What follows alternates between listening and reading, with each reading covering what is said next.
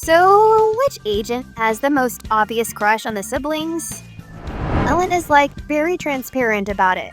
I'd say Lucy is probably the most clear about her feelings. Right at her intro, it said that she lost sleep out of excitement from meeting the Proxies. She gets very angry with her friends acting shameful during their funeral. She acts a bit tsundere through several interactions, and the writers push things a bit further by having Lucy's father outright give his graces for his daughter, and the Proxies get together. Basically, from the most obvious to least obvious, I'd say Lucy. Ellen, harder to tell as she's very composed/stoic overall, and Yanagi. Jane and Caesar. Jiwon, but not that far from Jane. Anby. Nicole seems to view the Proxies positively, but platonically. Chingy, Piper, Furnace, Corinne don't seem to be particularly interested in romance at all, or are otherwise equally friendly with others as they are with Proxies. Honestly, the part about being excited to meet them and angry about Ellen's friends' behavior aren't really part of it. She'd never met them before and only knew about their reputation as skilled Proxies, so it's more she was excited to meet someone she looked up to, is the best way I can describe it. And the funeral scene, let's be honest, the only serious one would have to be angry that everyone else was messing around with their important guest's unconscious body. Imagine if the siblings were the type of people to refuse working with them after that behavior. Other than that, yes, she makes it so obvious she has feelings for them. Jane, I think, would be the hardest to actually place because how much of what she says is serious and how much is she just teasing? Jane isn't as obvious as Lucy or Yanagi, but there are clues that indicate that she is being genuine with her interactions. When we find her after her trip through the sewers, we learn that Jane tends to be more unguarded as a result of being overworked. While she plays the situation off as her taking a normal job, Belle/Seth notice, through narration, that Jane's smile hides a lady who is honestly fatigued. This leads on to her final scene, in which Jane is discovered by a passing civilian and taken to the video store upon mentioning it by name rather than requesting a doctor.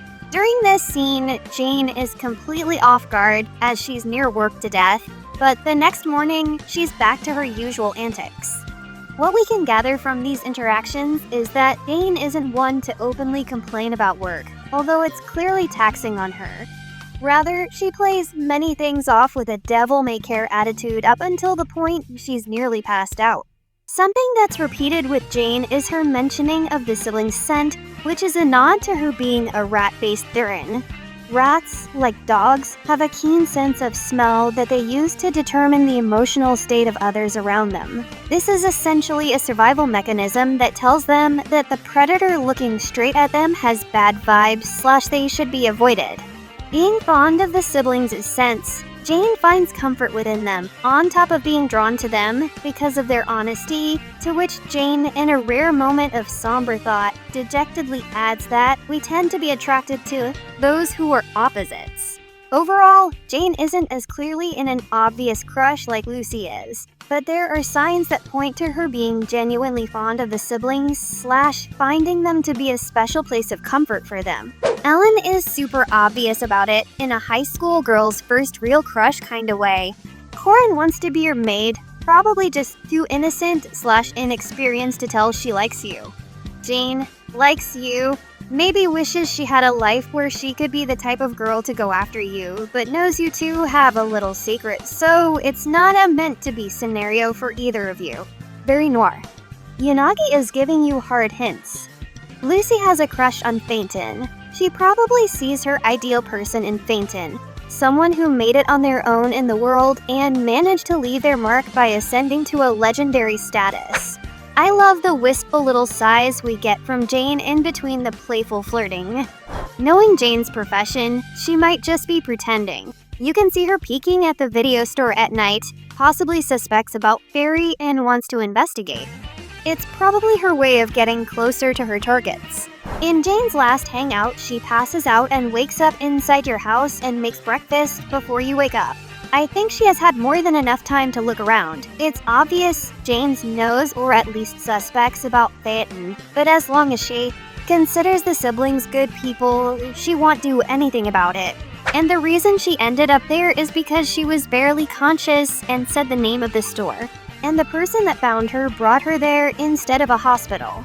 She said she doesn't really remember, but it was probably because something about random play, think she said the scent or something, makes her feel safe and at ease.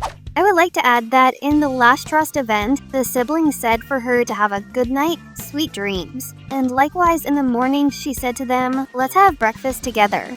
Otherwise innocuous until you pay attention to the agent DM screen where it says, the phrases good night, sweet dreams, and let's have breakfast together are very significant to her.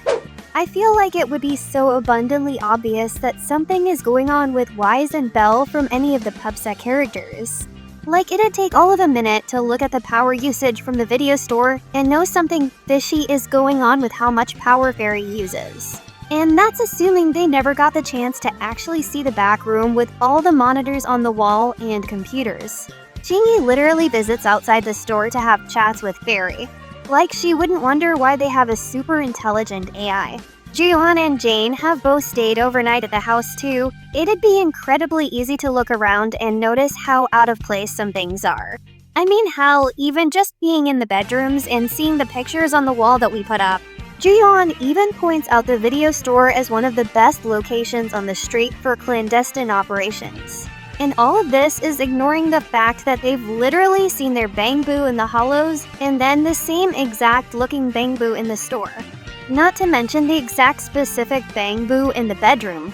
Even just the fact that Wise and Belle somehow know so many people, including a lot of Hollow Raiders.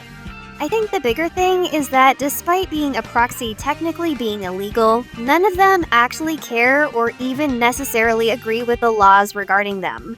Kind of like they just look the other way as long as they're actually doing good. I mean, they have literally helped them out significantly, even knowing it could get them in trouble potentially. Jane actually knows we're Phaeton, she says when you call her Hollow Zero operations. Just a little clarification, when we call Jane in the Hollow Zero, she calls us Phaeton, but she doesn't actually know we are Belle/Wise. When you get her special Rsonia, partners in crime, she tells us that Phaeton reminds Jane of her if you picked Belle or him if you picked Wise. So she doesn't know we are Phaeton, but she thinks Phaeton is similar to the siblings. The girls listed here have a crush on the MC, but that's nothing on Lycaon, who planned an entire Wattpad fantasy for you day one. Making me extra sad that my fluffy boy is still not home. I mean, Lucy literally says, I love you at the last trust event, but she won't repeat herself, Suwoo. But also Lycaon lenses. Well, he literally lifts you up and jumps with you on a rooftop. Insert, I am not a furry and I am not gay, but holy shit is this guy smooth here. As it would happen, I just did that trust event and have a screenshot for ya for visualization purposes.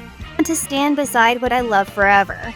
The stars above the outer ring, my bike, eternal victory, and my companions. Including you. On the guys' side, Lycaon shows a great deal of interest.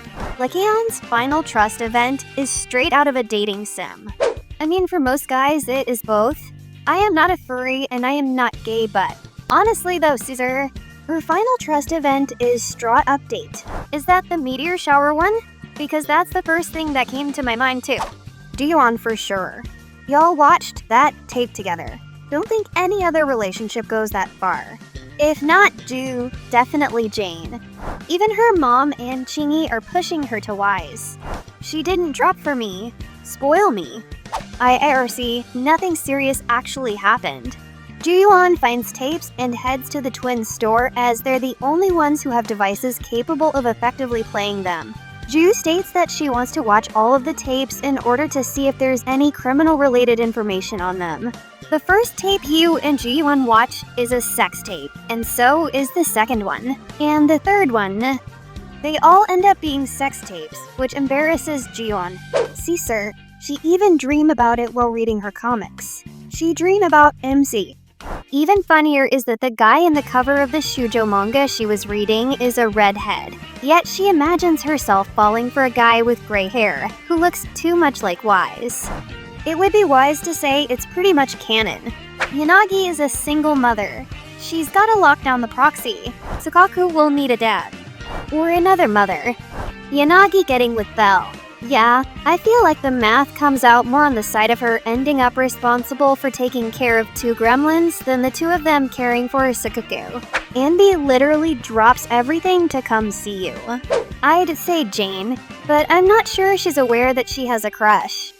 I think it would be an interesting dynamic if the flirtiest character just doesn't realize she has a crush in one of the siblings. She assumes everyone could be attracted to her because she tailored her persona to be that way, but then she starts falling for Phaethon without realizing and just subconsciously hangs around them when possible. Honestly, I feel like Jane is the one character that appreciates the casual, normal hangouts the most.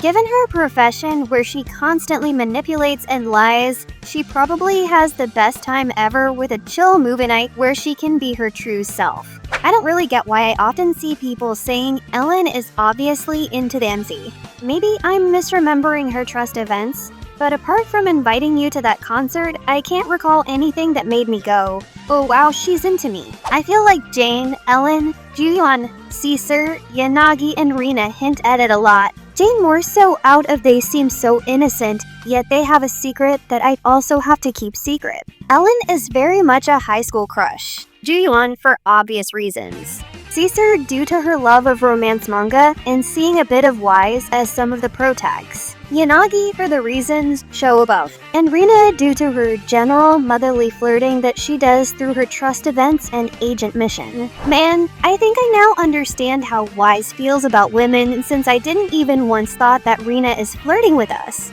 God, seeing a shy MILF like Yanagi get so flustered around a younger man like Wise. Holy fact, she's so cute. I love this dynamic. Honestly, I think many people are overthinking it. What do you think? Which agent has the crush on the siblings? Share your opinion in the comments. Like if you enjoyed this video and subscribe to the channel if you haven't already. And also join our Discord server.